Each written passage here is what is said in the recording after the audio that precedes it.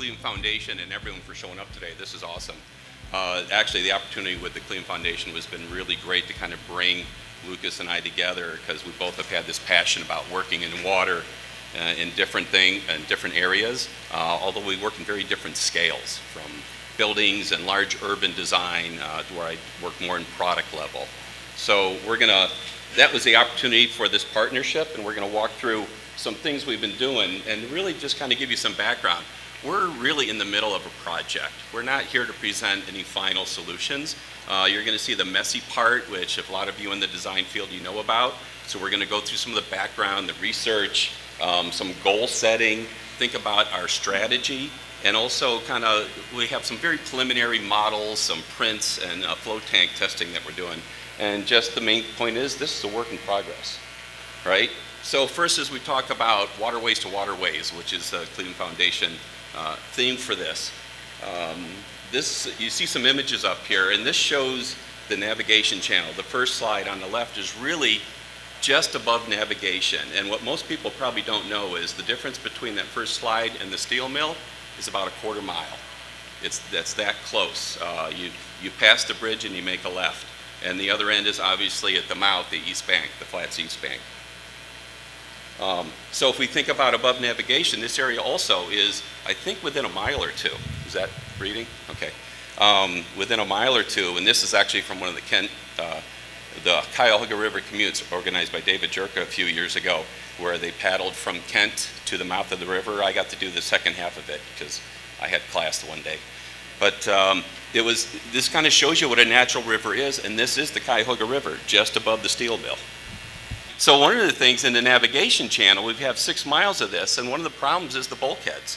And we like to think of it as a river management system, not just calling it a bulkhead. And as you see on the left, they don't always collapse at the top like you see on the right, but on the left it collapses from underneath. One of the things we've learned from touring with captains and people who understand the river is this idea that when we start putting parking lots and piles of stone on this land, it's much heavier. And you have to think of land as being fluid. So it starts to collapse even underneath. So this idea of the bulkhead really has to be really strong to hold land back. And there's other issues. Does this one need to click on it? No. So the other thing, we were thinking mostly about runoff in the flats, in the industrial area. But one of the things we've realized is there's, 100 or more storm sewer feed inflow pipes into the river. So we're really dealing with an area that's miles. This entire watershed of hard surfaces and streets are running into the river. So as we start to solve problems, we need to think about how do we manage all these pipe areas. And interesting, the one on the right is actually right in front of Merwin's Wharf. I think it runs almost right underneath the building. This pipe on the right, you see, looks fairly benign. It's just a pipe until you realize it's connected to this massive freeway up ahead, overhead, and then so you think about the concentration coming out of that pipe, and it's just dumping right there onto the ground into the river. There's got to be ways that we can sort of get some ecosystem approach into managing this better. We did some site visits. This is actually a different bulkhead, just so we went out with some students and kind of look at where else are people dealing with water in different ways. There's different shapes of bulkheads. This is along the freeway on the lakefront. This is actually at the Foundry. A lot of you guys might be familiar with it, and this is a group of students we're working with in one of my classes. And also on the right, this is the Scranton Peninsula, where Great Lakes Brewery is planning a new brewery going in there. So we actually toured it with the Conways and got an interesting sense of what the land is like, and anybody who knows Great Lakes and the Conways, they're interested in a sustainable solution. And of course, earlier that day, Lukas was asking, well, how big are these ships anyhow going down the river? I said, they're pretty big. And it turns out, I think about an hour later, we got stuck at a bridge as the ship came by. And I think Lukas was the only happy person in Cleveland that day to get stuck by the bridge. We got out of the car, we're over there climbing past the railings and taking pictures. It was kind of exciting. Yeah. I can say also from that experience, it's in terms of the narrative of discovering and understanding this project and learning about this wonderful city and the Cuyahoga River and the potentials, this juxtaposition of this hidden natural waterway and these really dynamic, enormous ships navigating this extremely delicate riparian zone is extremely unique. And I think, just as an outsider, that it's kind of a shocking moment, as Doug described, but also very inspiring, a lot of potential. So we kind of take all this information, that's our background work, and kind of dive into our process. It gets a little messy. A lot of you are familiar with whiteboard, mind maps, and one of the key things we're trying to understand is the stakeholders. And Lukas put something really interesting as we've been working on this. Rather than develop a bulkhead system that's good for the ecosystem, we want to develop an ecosystem that accommodates people. So really make sure it's an ecosystem first. And this, we're working on refining this, but just kind of breaks down the idea of community, ecosystem, and commerce. And this is another way of looking at how everything is interconnected. I won't try and quiz you on all the details in here, but we start to go really in depth. And now this is on a program called 7 Vortex. It's an online tool to help kind of modify your ecosystem map and find connections within it. So some of the big takeaways, there's subpoints under every one of these, is we need to accommodate, again, all the stakeholders, not just the ecosystem and not just commerce. You need a stable riverbank, whatever that is. We don't want to necessarily use the word bulkhead. We need to manage bow thrusters. They damage bulkhead, they damage plants, they do a lot of damage all the way along, so we need to think about the power of those. Community access needs to be improved. There is some of it, we can do more of it. We need to think about, is the water being clean, whether it's coming in from sewer feed lines or just runoff in the area. It should be an ecosystem habitat that we engage with. And I think a big takeaway was also that it's not a wall, it's a zone. And we're thinking about this three-dimensionally. It has depth, it has height, and how does this zone transition? As Doug mentioned, it's a work in progress, and I'm coming to this from the perspective, as was mentioned, the background in architecture, but also urban design and planning with a focus on ecosystemic urbanism. So one technique for really understanding ecology in a highly urban or industrial environment is to really strip away the layers. And that's what we see here is an exploded axonometric study that really just peels back some of the layers of the industry, the city, stakeholders, as Doug was mentioning, and maps these out in order to understand kind of the underlying structure. And that was what we were discussing earlier with the navigation channel, is this extremely, I guess you could call it,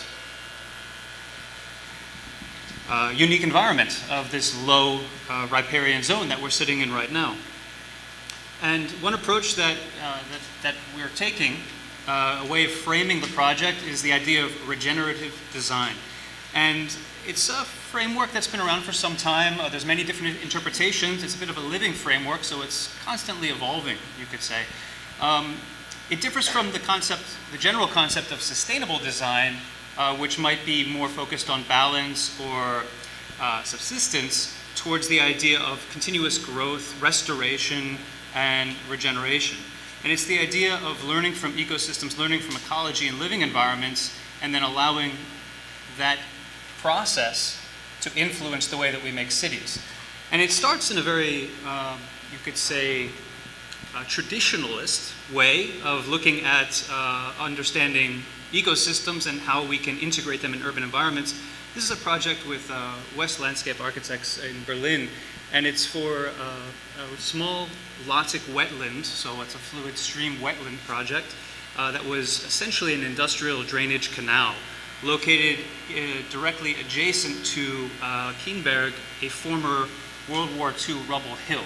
So it's an entirely artificial landscape, artificial meaning human-constructed landscape, but through a series of interventions, bioremediation, using plants to clean the contaminated soil, and tree planting, and ecological revitalization, over a period of just a few years, you can begin to see the ecology take hold and begin to clean the water. And it acts as a piece of infrastructure today, where you have a lot of local urban drainage flowing into this constructed wetland system, cleaning it before it enters into the Spree River.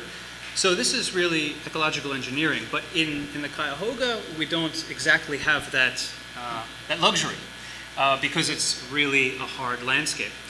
So we started the process by just discussing what this was in ecological terms and then what the bulkhead was. And it's an interesting design process working with Doug as an industrial designer, myself as an urban designer, to start the project with the idea of the bulkhead and let that grow out. Because typically the bulkhead isn't exactly the most celebrated design object, right? It's not a lot of famous bulkhead designers. Maybe there should be. There's some interesting things happening there. Maybe there will be. Maybe there will be. Yeah. If we look at the comparison, though, between this idea of a Lotic or Lentic wetland, that would be maybe a stream versus a lake wetland. And the navigation channel very much functions like a lake. It's a very slow-moving, big, enormous body of water dredged continuously. But if you go upstream, it's a little bit narrower and a little bit more fluid. It's a regenerative ecosystem. It's responsive, it's adaptive, it's diverse, it's holistic, it's soft and spongy. It's playful, it's interesting, right? Playful and interesting meaning, I don't know, hopefully some of you had the experience of taking your shoes off and playing in a stream, or maybe you have kids who do that.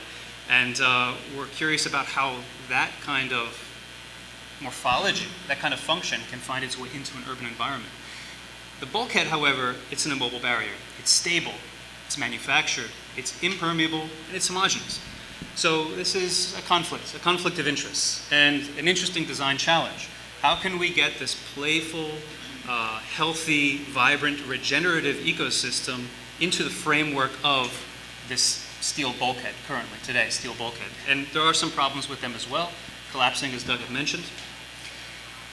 So we look to nature. Doug and I both have a process, and this really unites us, regardless of scale, of understanding bioinspiration, biomimicry. If we look at the structures of the Lotic wetland, we can see roots, for example, acting like the stabilizers, but they don't just act as stabilizers, they also act as the framework for healthy ecosystems. And that includes everything from fish. I took this just a minute ago from one of the eel tanks here. And we can see even underwater there's unique morphologies that we usually don't pay attention to in urban environments. But I guarantee you there is life under the surface of that brown water, regardless of whether it's a bulkhead or a rocky outcropping like this or a root system. And that morphology is actually necessary for the health of the ecosystem and then ultimately for our health as well. Okay. No, that's great. Okay. Just understanding the fact that this structure really moves underwater. Mm-hmm. We don't usually see that. Exactly. So we also start a process of exploration. This is all very raw, but it's kind of an honest portrayal of our design process. We're exploring bioinspiration not just limited to the local ecosystem and understanding both the morphology and the functions, the performance of the local ecosystem or what it could be, but also other references. For example, here we have the xylem cell, which is the capillary system embedded into plants. These cells with varied openings, the variation is very important, are essentially able to move water and nutrients through a plant structure, sometimes for filtration as well, useful in wetlands, but in general, to keep the plant alive. But they do this in a very interesting way, just through evapotranspiration on the leaves. The water is essentially through the capillary effect, you could say sucked up through the plant. And this is ingenious, as opposed to sewer systems, which, don't get me wrong, like a lot of respect for the civil engineers who design sewer systems, but these are large tubes that either use gravity or they use pumps to move water through them. And nature has a lot of interesting precedents that relate to the structures and the morphology and the performance that we can learn from. The sea sponge is another interesting one. These are some 3D prints from students of mine in Berlin. The sea sponge has a very interesting performance. As it grows, small modules called spicules self-assemble and organize, almost like a skeleton that's modular. And these move in interesting patterns that are dictated by water flows and nutrient flows. So there's a lot we can learn just about the adaptive growth of the anatomy of the sea sponge. Some of this morphology is very advanced, you could say, from a design perspective. The toucan beak is another one. The toucan beak was an interesting reference for us because the toucan beak is, well, it's fairly lightweight, but it's incredibly robust and stable. It's capable of cracking nuts, but it's also used in defense for the toucan. And the way that it grows essentially is a small shell, which is more or less the consistency of fingernails, is filled with a spongy, fibrous bone structure. And this bone structure essentially self-organizes to points of stress in the beak. And so you can see how this might be analogous to a bulkhead, understanding how a natural system would organize points of stress where it's most needed, and not just one size fits all. This model is looking at computational design methodology, which essentially you could call a computational design or generative approach. Uses algorithm-based approach to design, identifying a series of points, and that in time will respond to stressors in order to create new geometries based off of the performance drivers that we establish.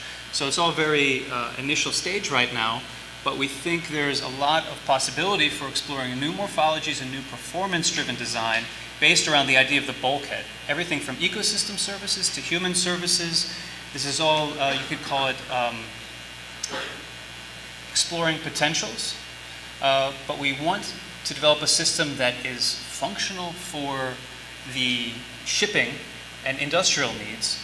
All of the changing commercial needs, as a lot of new businesses and new activities are moving down into the flats, as well as recreation, and maybe even participation in the design process itself. And this opens the door, once you have some clean water pockets, to all kinds of opportunities, everything from urban farming to alga culture, theoretically, recreation, swimming, and ecological revitalization, of course. Oh. So it's interesting, I'll just use this one. That really leads us into some of our early exploration. And one of the things to take away as Lukas was talking is the idea of all those models really represent efficiency. Efficiency in material and efficiency in energy.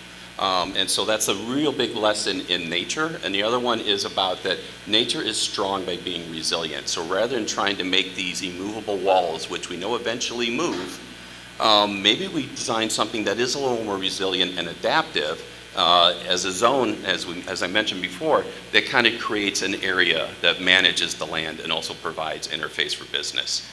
So this piece right here, I think there was a little video running before. We actually have a float tank at school, which you can see on the left.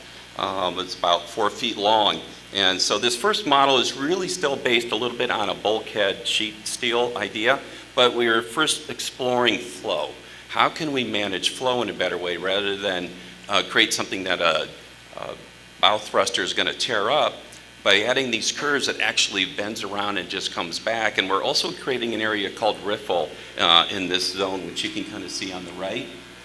By channeling, instead of fighting, get rid of that one, instead of fighting the bow thruster, we're actually channeling it through this area and actually creating like a mini rapids. And that creates an area that we call riffle, so we can create habitat for fish to actually lay eggs. Right now there's no egg-laying habitat all the way along until they get above navigation. They have to swim 7 miles for that. You know, now to take it further, we start looking at the cellular information. Oh, okay.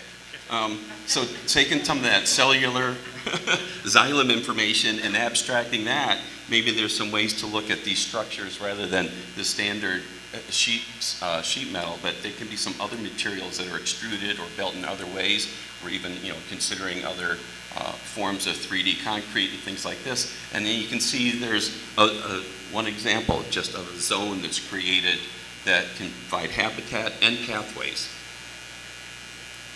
And here's another form where you can kind of see a very sculptural piece. Now right now these are still fairly rigid because these are very preliminary 3D prints, but these will end up getting softened up in that, but you can see like a difference between the form on the left and the form on the right. But both can create levels. And one of the reasons the levels we might not have explained before is the river doesn't stay the same level. With different wind directions on the lake, it can vary up to 3 or 4 feet. So we want to come up with something where plants can live at different levels no matter what the river level is. So we need these different parts to it. And this is just sort of an example of the overall morphology of things that we're studying right now. We're very preliminary into these prints. Some of these prints were just done this week and the end of last week. So we're starting to get into that really interesting exploration of what can it be, and we're starting to understand what this system can be a little bit more. I just wanted to mention, I think of this process as identifying a morphology family.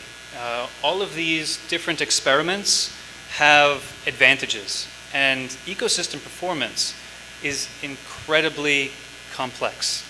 So through this process of design, our next step would be to continue simulation, digital, but then also this analog simulation with the flow tank, and then to try to understand how the relationship between morphology can be tested and then perform better or worse in different scenarios. And through that, we should be able to identify one or several different languages for bulkhead design that are really catered to the ecosystem here, but then also to the commercial industrial ecosystem, just part of it. And as we come up with that language, we realize, like I just mentioned, riffle, we don't need that everywhere along the river. We need to create zones where fish can lay eggs. We also need to create zones where we're trying to take into account where are the bow thrusters more active, where are their quiet zones. Can we create quiet zones and think about all the activities? And maybe there's another area that's more conducive to restaurant use and things like this.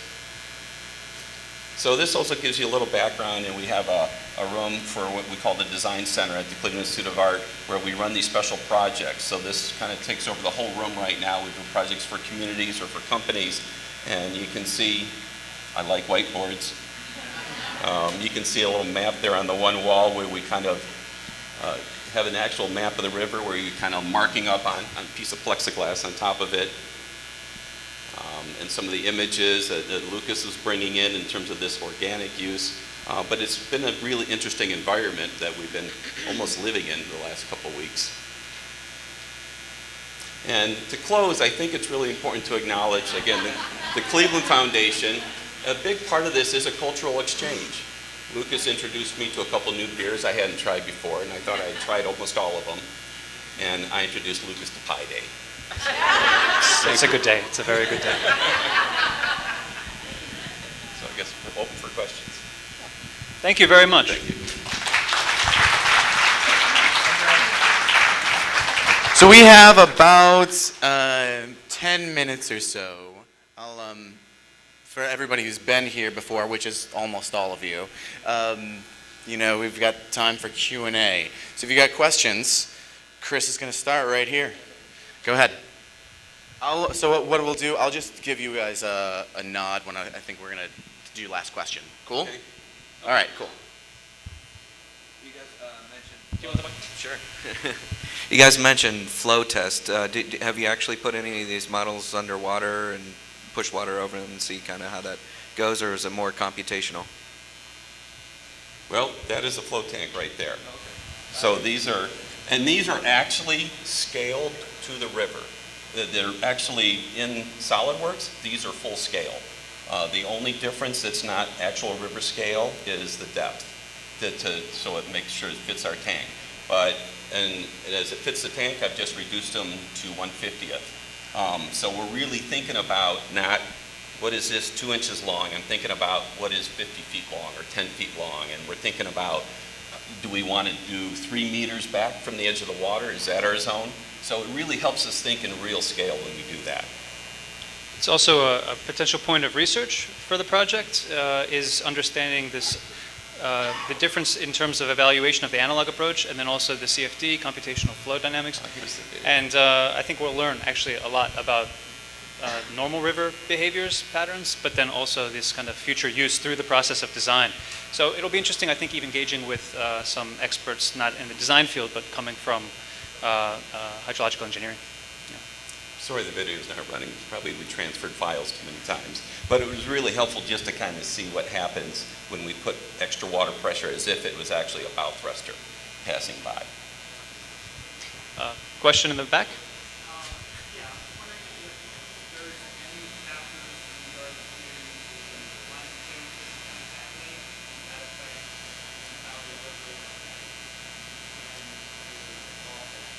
Okay.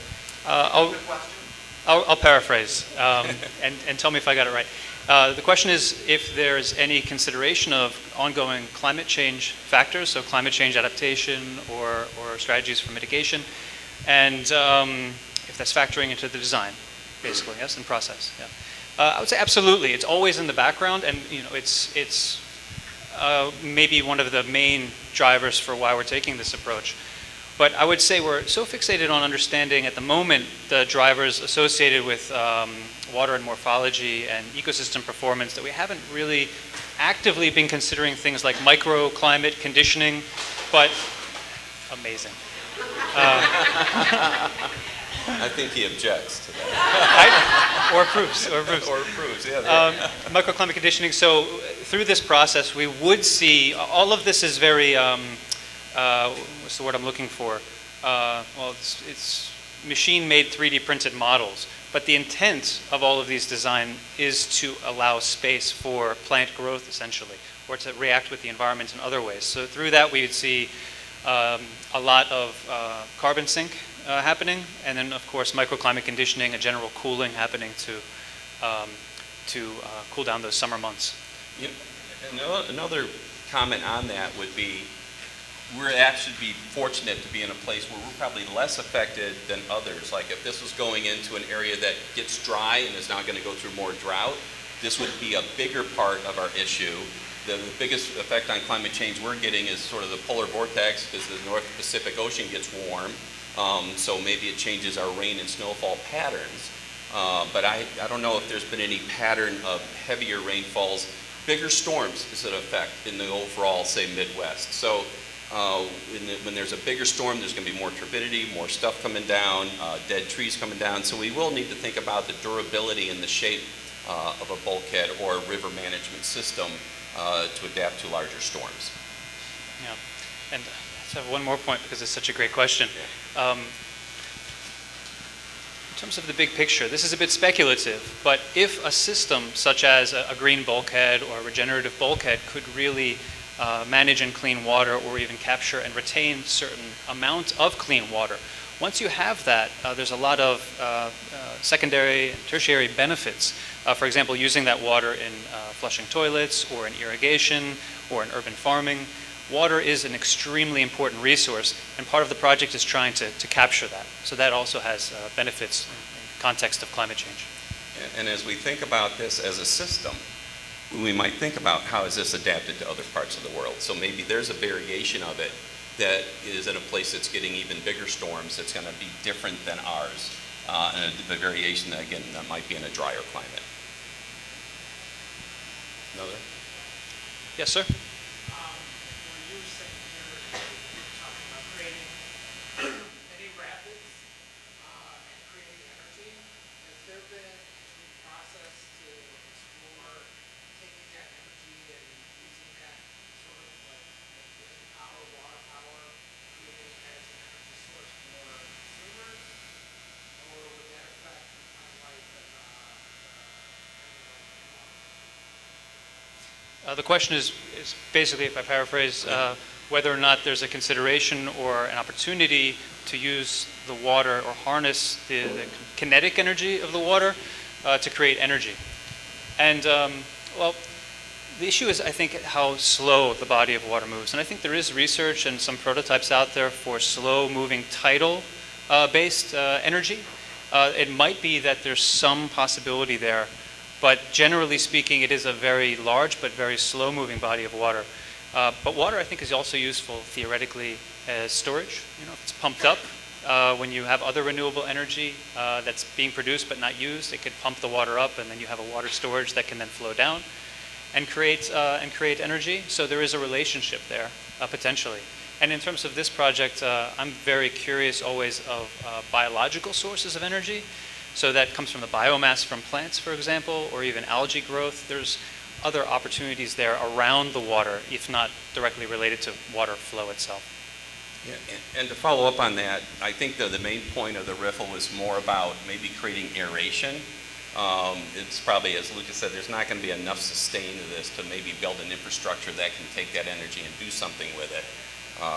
But the aeration and what it does for the benefit of the ecosystem and cleaning water is going to be huge. Question in the back.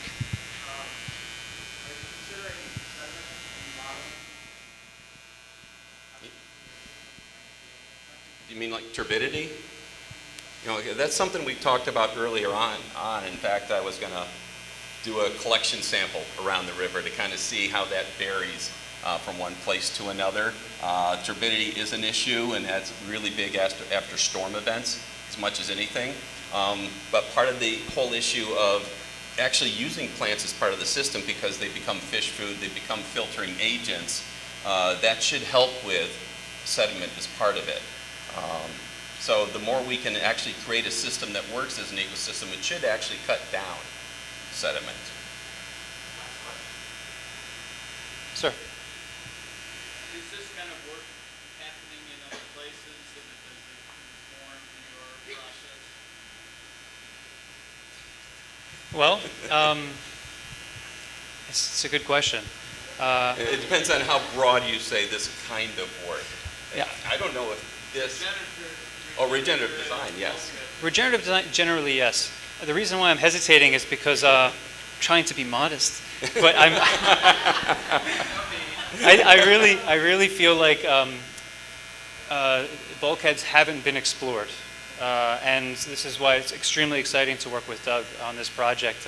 When he initiated the idea and reached out to me, the idea of like rethinking what a bulkhead could be.